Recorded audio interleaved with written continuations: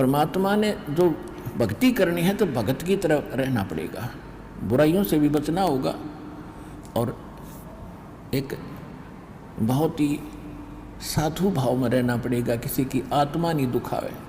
ठीक है, आपको धीरे धीरे सेट होने में टाइम लगेगा, जैसा भी जिसका व्यवसाय है अब वर्तमान में उसमें एक साधुता लाओ। जैसे कोई मजदूर है, सेवा कर रहा है किसी के और भगत हो गया तो वो तन मन धन से सेवा करे उस मालिक के उसमें, क्योंकि वहाँ से उसने रोटी मिल रही है। और फिर परमात्मा ऐसी प्रेरणा करेगा उस मालिक के अंदर, देख भगत आदमी होते ऐसा हो भाई, कोई चीज़ पड़ी रहो घर में उसके लिए मिट्टी समझे, चाहे पैसा हो चाहे सोना हो कुछ भी हो, अपनी मिली हुई 2 रोटी यानी दो दिहाड़ी मिलती है उसमें संतोष सब्र करके देखा कितनी इज्जत बनेगी उसकी और कितनी विनम्रता और उसके प्रति सद्भावना और उसका आदर बनेगा उस मालिक के हृदय में।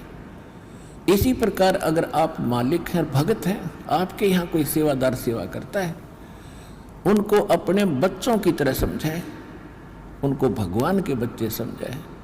वो बालक सेवा कर रहे हैं, भगवान के बच्चे हैं, उनको प्यार दे और उनके साथ कोई ऐसा गलत बर्ताव नहीं करे। और फिर कुछ दिनों में उनके दिल में ऐसी भावना होगी, परमात्मा दोनों तरफ रोल करता है, जब हम मालिक के अनुसार चलेंगे फिर उन बच्चों में भी, उन सेवादारों में भी ऐसी भावना भर देगा भी हमारे जैसा नालायक नहीं, इसे ऐसे भले आदमी के घर में रामून 21 कराएंगे सेवा में, मजदूरी में 21 काम कराया करेंगे वह। तो इस तरह कितना अच्छा माहौल बनेगा। और हम जैसे मालिक तो समझता है कि न पैसे दो 100 रुपये और काम खींचूँ 1000 का, और मजदूर क्या समझते हैं, रुपये लेवा 500 और काम करा 100 रुपया का। दोनों की नीयत खराब और दोनों दुखी, कर्म भी बिगड़े, टेंशन बनी रहे। तो इस प्रकार हमने अपने इस अंतःकरण के अंदर एक साधु भाव लाना पड़ेगा और तब हम देखना आपका वातावरण कैसे बदलने लगेगा, कैसे बदलने लगेगा, पूछो मत।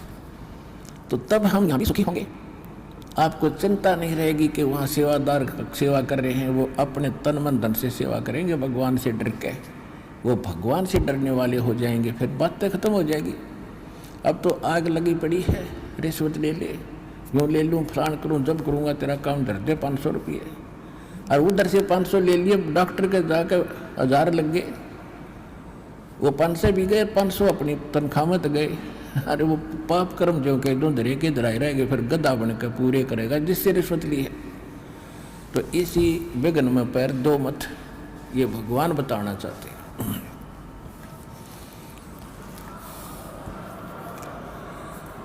और जब आपको ये ज्ञान होगा ना, जहर दिखाई देगा आपको, और जब आप नेक नीति से चलोगे तो पूछो मत। अब दास बहुत देखता है, एक छोटा सा बच्चा ने बोला जी 55 रुपये पाए मैंने पड़े, वो घर पे ले आया, घर वाले बोले ना बेटा हमने नीचे धर दे, अपना दान पात्र में डाल दिए, इस वजह हम नहीं खाएंगे। अब देख जिसके गिरे थे उसको पुन हुआ, अब यहाँ पर भंडारे में लग गए, और वैसे उस पर चौवन्नी खर्च हो रही थी कि उसने विधि का पता नहीं, और वैसे कोई और मिल जाता उसने जाते कह घुट्टी लाओ उसके 55 रुपया की, या कितने मांस मिट्टी खाओ उसको और पाप लगाओ। तो इस प्रकार हमारी नीत साबित होगी, भगवान खुश होगा, और जब भगवान खुश होगा तो फिर कमी नहीं रहेगी।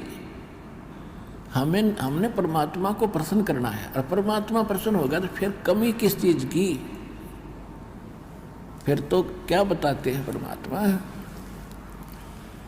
साईं इतना दीजियो जामे कुटुम समावे, हम भी भूखे ना रहे अतिथि न भूखो जावे। इससे अधिक मांगना इस काल की जेल में हमारी महामूर्खता है कि इतना ही मांग लो बस तुम, इसमें सब कुछ मिलेगा, क्योंकि ये कलयुग है और कलयुग में मशीनरी जरूरी होगी, तो आप इतना ही मांगो जा में कुटुंब समावे, यानी रिक्वायरमेंट ऑफ द फैमिली, परिवार की आवश्यकताएं ये है जा में कुटुंब समावे, और हम भी भूखे ना रहें और अतिथि न भूखा जाए। फिर देगा आपको, और फिर रहो मालिक के वचनानुसार चलो। फिर कैसे, जैसे परमात्मा कहते हैं, चिड़ी चोंच भर ले गई नदी न घट्यो नीर, दान दिए धन घटे नहीं, यूं कह रहे साहिब कबीर। परमात्मा अपना साइन कर रहे हैं इस वाणी को बोल करके, कह रहे साहिब कबीर कि दान करने से धन नहीं घटेगा, ये नियम है ईश्वर का, परमेश्वर का। और दान सुपात्र को करे, गुरु बिन माला फेरते, गुरु बिन देते दान, गुरु बिन दोनों निष्फल हैं, चाहे पूछो वेद पुराण। देते को हर देत है, जहां तहां से आण, अण देवा मांगत फिरो, फिर साहिब सुने ना कान। अब परमात्मा ने एक भूमिका करके दिखाई हमारे को कि साईं इतना दीजियो जिसमें कुटुंब समावे, एक धानक, एक जुलाहा, सुबह से लेकर शाम तक एक बारीक बारीक तार इकट्ठे करके धागे और कपड़ा बुनता है।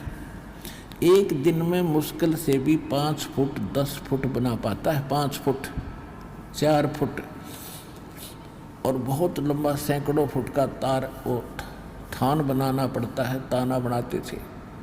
वो हफ्ते में पूरा होता। उसकी जो मेहनताना मालिक को मिलता, उसमें से अपने परिवार के लिए जो आवश्यक सामग्री थी, खाद्य पदार्थ लाते, और शेष बच जाते उसको सत्संग और भंडारा में लगाया करते थे। इस प्रकार परमात्मा हमें उदाहरण देते हैं कि इस लोक में आप भगवान की भक्ति अवश्य करो, पूर्ण संत से प्राप्त करके, फिर परमात्मा एक्शन में आवेगा। और वैसे आप ये फार्मूले अपनाओगे तब सफल नहीं हो पाओगे, क्योंकि फिर आपके साथ काल रहेगा, ये मन है, और केवल वर्क डन मिलेगा आपको।